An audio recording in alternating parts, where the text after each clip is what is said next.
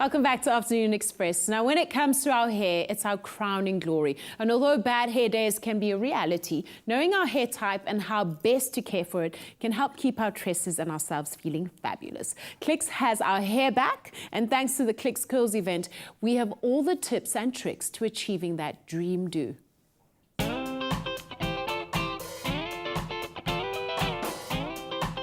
Having a great hair day can make you feel like you can take over the world. That's because living your best hair life is sure to make you feel great. Now, today we've got experts on hand from South Africa to the US of A to give us tips and tricks on how to best take care of our hair to help us on our hair journey to heavenly tresses.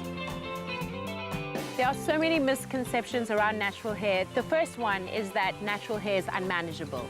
And secondly is that natural hair there's something wrong with it. And that's a misconception because you need to understand why your hair grows the way that it does, understand that there's different types of textures, there's different types of curl types, and there's nothing wrong with them, they're just different and that they require different care. And the third one is that natural hair is hard to look after, and it is not. It's the same as looking after any part of your body and any type of hair. South Africa is only now starting to have these conversations publicly about self-care, self-love, and looking after your natural hair.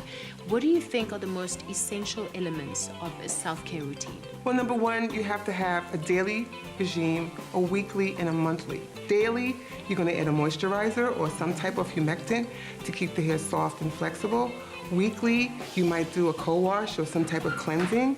And then monthly, you're going to actually give a treatment to yourself so that you can keep the hair strong and vibrant. What are your do's and don'ts for natural hair care? Do not shampoo your hair every day. Even people who do wash and goes should not shampoo their hair every day. It's just too rigorous on the hair, and it strips the natural moistures that you have. A large do is to hydrate and moisturize on a daily basis. Right. No matter what your hair type is, you need to replenish it and fortify it with some type of moisturizing lotion, cream, or oil. Natural hair stigmas have been really problematic in our society because it speaks to how women view themselves, and if women view themselves fundamentally in a negative light, it affects every area of their lives.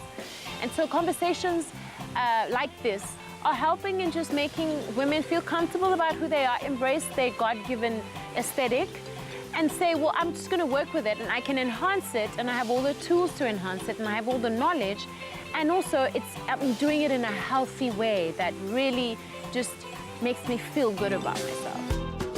Namzamo, in terms of natural hair, what are your top 3 do's or don'ts? Top 3 tips. Number 1, natural hair deserves TLC.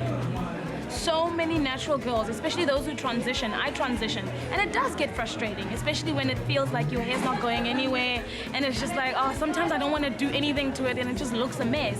But it deserves that TLC. You have to have TLC, and you have to have patience. Number 2, moisture. Moisture is key. Like, moisture is literally your number 1 sort of ingredient when it comes to growing your hair. And number 3, I'd actually have to say, find the perfect cleanser, because you don't have that rubbery feeling after washing your hair, you know, that a normal shampoo that has too many oxidants that are just unnecessary. I endorse a cleansing conditioner, and I endorse this one because I think it's perfect and it smells amazing. You know what stood out for me about all the women here today is that they're so accepting of who they are. Their confidence is not based on anything that they put on. It's a confidence just based in knowing that who they are is perfect, it's enough, and they're just free. Amanda, as an actress who keeps up with all the latest trends, what are your top hair care tips for girls with natural hair? I think the best thing to do, the best trend to keep up with is your natural form. So however your natural hair is to look after it that way. It's so important to get our hair trimmed and cut into a great style. I think styling is underrated. Before we think of putting on an excellent 30-inch weave or like a Kim Kardashian bob, just the perfect cut or styling can change your entire look, and that's a way you could keep up with trends with not altering with your natural hair. Now, having been a naturalista myself most of my life, I know that maintaining natural hair can really be difficult. But if you know your curl type and you know what kind of products to use on your hair, the journey can be really worth it. So hang in there and don't give up. Crystal, why is it important to know what kind of product is good for your curl type? Because if you're using the wrong product, it's the equivalent of running backwards. So you could not get the effects that you need. You could have dry hair when you should have more moisturized hair. So which kind of products are good for wavy, curly, and coily hair? Coily, wavy, curlier their textures are going to be 3s and 4s. So that's where the curl is very defined. It's a kinkier texture or a Z pattern texture. And so you're looking for moisture balance. You're looking for products that have more oil-based lines in them, more oil-based ingredients. The coconut oils, the avocado oils, the mango products. Because the natural hair is like a sponge. So it constantly is soaking up the moisture. Tell us more about curl type 1 and 2. 1s and 2s can actually use more water-based products. They don't require that much oil. Why? Because they actually excrete more oil than the 3s and 4s. You have to know your curl type, guys. Okay, so all you have to do, if you still don't know your curl type, go online and say, just type in curl type. It'll come up. And there's actually a hair chart that shows you a drawing of your curl, and you'll be able to recognize your curl, and then you'll know exactly where you are.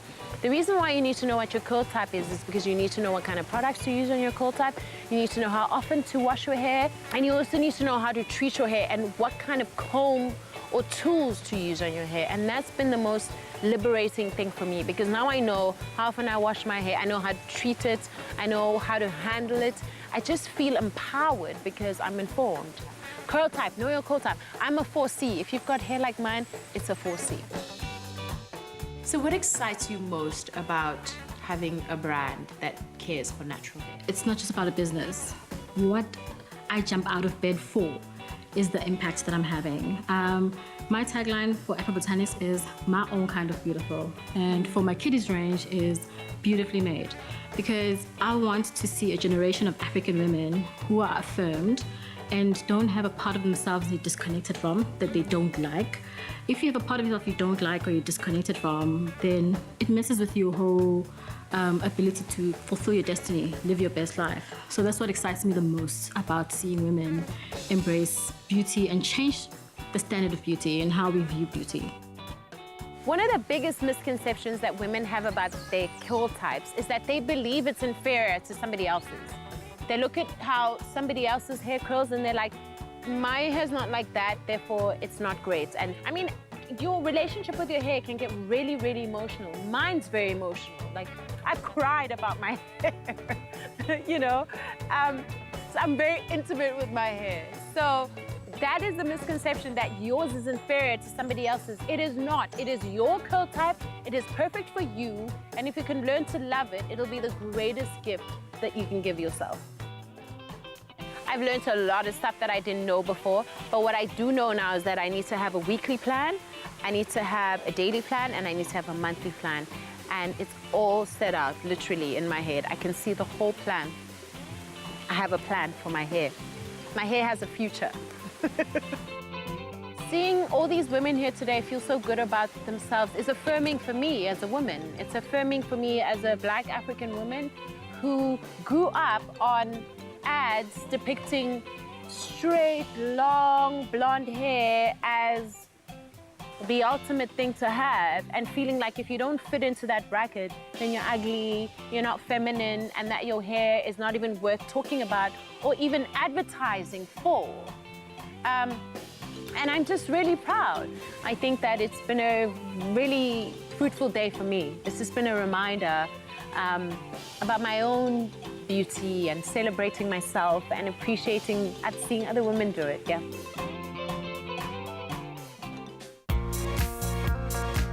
Clicks. Feel good, pay less.